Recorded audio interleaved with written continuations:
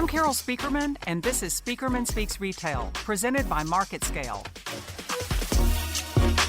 Hey everyone, it's Carol, and welcome to episode 18 of Speakerman Speaks Retail, where we navigate retail from now to next through my latest retail insights and interviews with retail experts who are charting the course.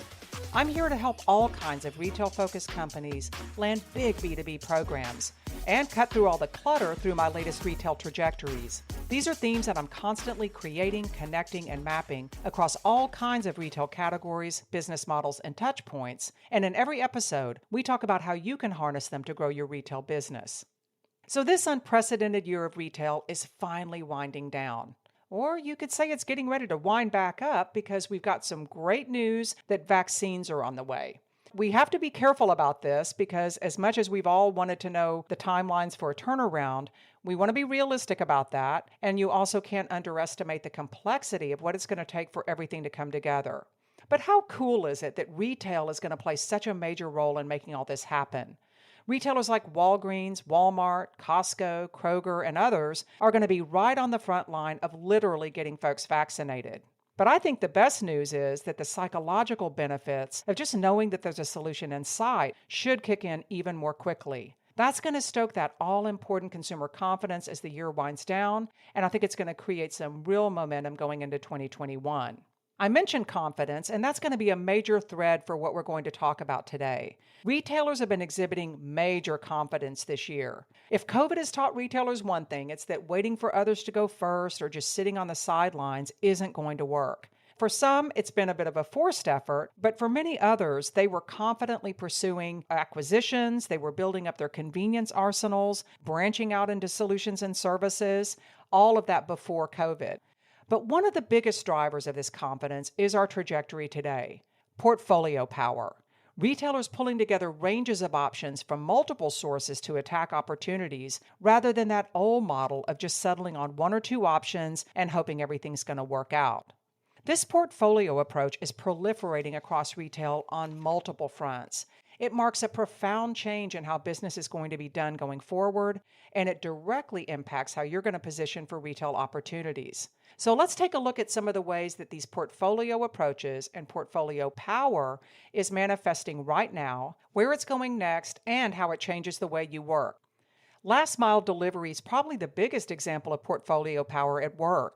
You've got companies like Instacart making deals with all kinds of retailers that compete directly with one another. And you've got retailers pulling in multiple providers to solve that convenience conundrum that we talked about in episode 5. As we talked about in episode 2, they're buying, building, and bridging their way to creating these service portfolios. Walmart just bought select assets of Joy Run, which deploys what they call runners to deliver groceries. But Walmart also uses companies like Postmates and Roadie, not to mention the way that they're harnessing the scale of their own store teams to deliver groceries as part of their internal Spark program. Now you've got Walmart hooking up with yet another third-party provider, Nuro, so that they can get out in front of autonomous vehicle delivery. But Walmart's portfolio just keeps expanding, and in some cases even contracting, because along the way they parted ways with companies like Uber and Skipkart. So it's a very dynamic, expanding, and contracting portfolio proposition. 7-Eleven has also ramped up its delivery portfolio with Uber Eats, Grubhub, Instacart, Postmates, DoorDash, Google, and Favor. That's 7 providers cobbled together to make sure that consumers can get everything from beef jerky to cold medicine delivered within about 30 minutes from a convenience operator with over 8,500 locations in the U.S. So just like any investment portfolio, these assets are going to be bought and sold. Some are going to be held. Some are going to be pruned. Some are going to offer a temporary payoff. Others are meant to stick around and be a longer-term play. Either way, it's really different from the way retailers looked at things before. Before, it was all about limiting their options, going all in and making big bets on one or two providers and just calling it a day. But it's very tempting to portray a lot of this portfolio building as being reactionary, that retailers have to cobble all this together, or they're not going to have the coverage they need, or they're not going to be prepared to manage this rush to online shopping that we've all been talking about. This portfolio approach isn't just limited to these emergency situations. You see it at work across the entire enterprise. Retailers are building portfolios of data capabilities. They're augmenting their in-house resources with multiple outside partnerships and acquisitions. You see it in the brand arena too. Have you noticed that brand exclusives are a lot less common than they used to be? Retailers just aren't as hung up on exclusives because diversification in those portfolio plays and having a more dynamic environment is much more viable these days. And at the same time, you've got brands exercising their permission to be in many places. They're selling in all kinds of different channels. They're doubling down on direct to consumer. And for the most part, retailers are cool with that because it increases the value of those brands wherever they're sold. On the private brand front, retailers like Target and Walmart have done away with brands that have driven tons of volume in the past and replaced them with completely new offerings. In some cases, they're adding many more brands on top of it. Target's been particularly aggressive on the brand front, and it's really paid off for them. Not only are they navigating the COVID crisis really well, they've executed a very impressive turnaround during COVID, and their numbers look really good these days. But it's all about balancing a constantly evolving portfolio of private, proprietary, national, and acquired brands and augmenting all of it with those brand partnerships that they've always been known for.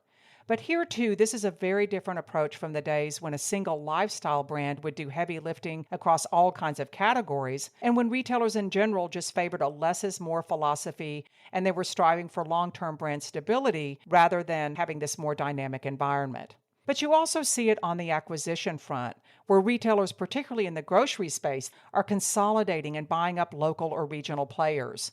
Like Ahold just acquiring Fresh Direct, not only giving Ahold entree into the New York metro area with a recognized brand, but also adding a valuable digital asset to the Ahold portfolio.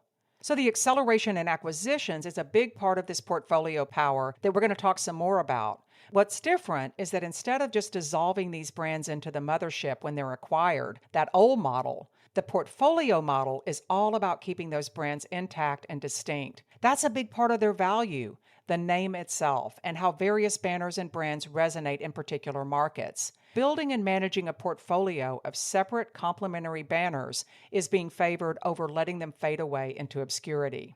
So why the shift to portfolios? Why the shift from few to many, from stable to dynamic, and particularly at a time when you think that retail needs a little bit of stability?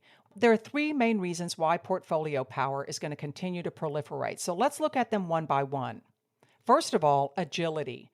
Having multiple options and not having to rely on a single resource just means more flexibility. Portfolio companies, whether they're retailers or brand marketers, can flex resources between brands based on how they're faring and the consumer segments and dynamics that particular brands address.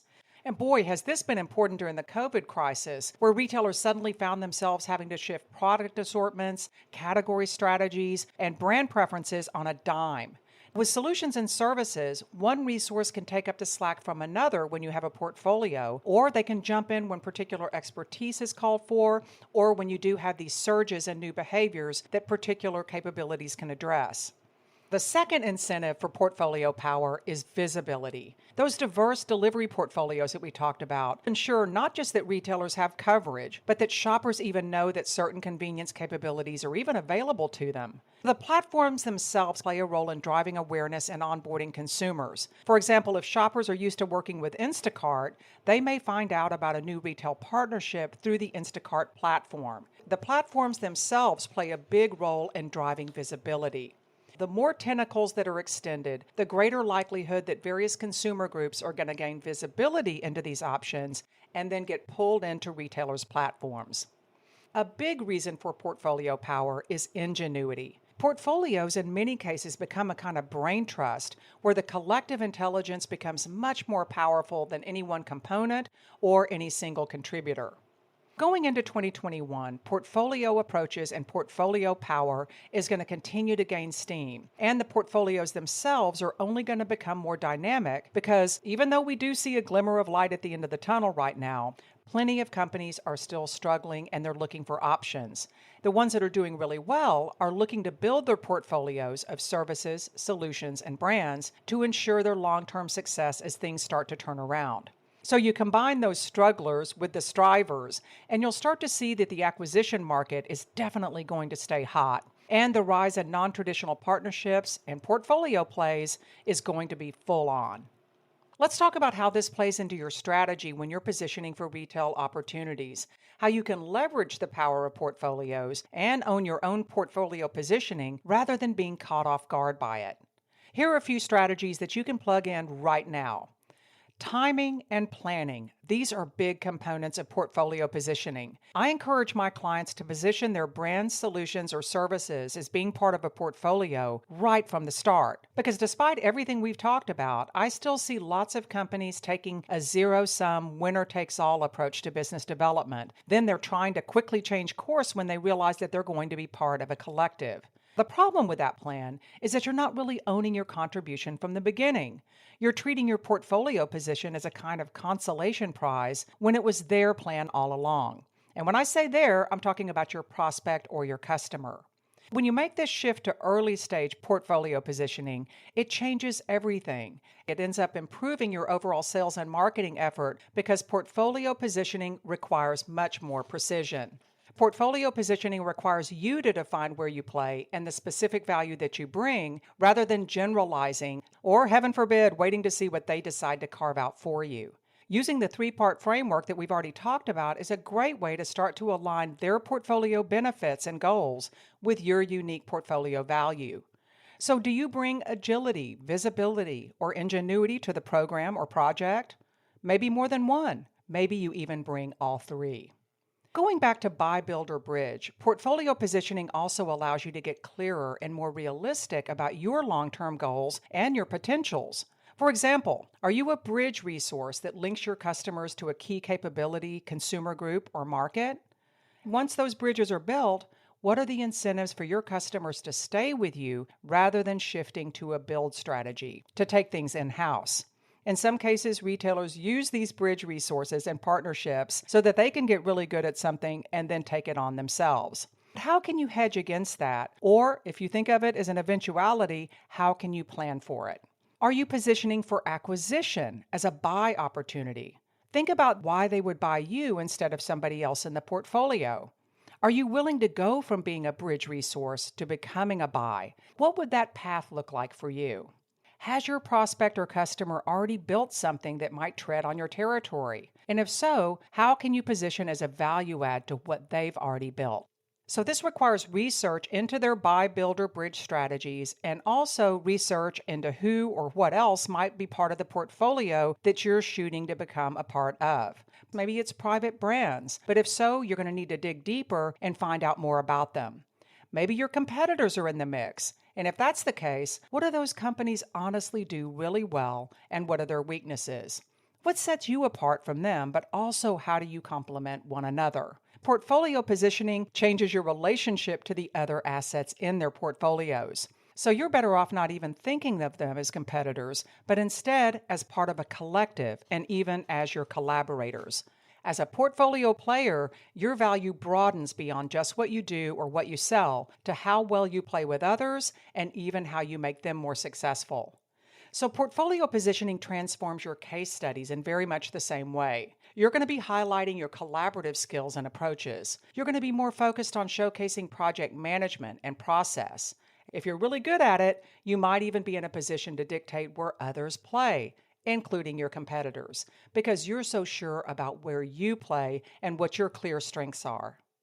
So are you ready to start making your portfolio plays? I hope so. I hope you're feeling much more confident than ever about doing just that going into 2021.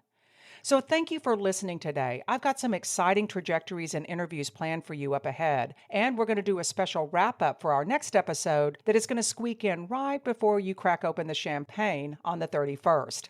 And in the meantime, I'd love to hear from you if you have any questions or ideas. You can ping me at carol@speakermanretail.com or hit my site at speakermanretail.com to check out more insights, to subscribe to my updates, and get the latest on all kinds of events and other happenings that are cranking up for next year. I'll see you next time and wishing you a very happy holiday in the meantime.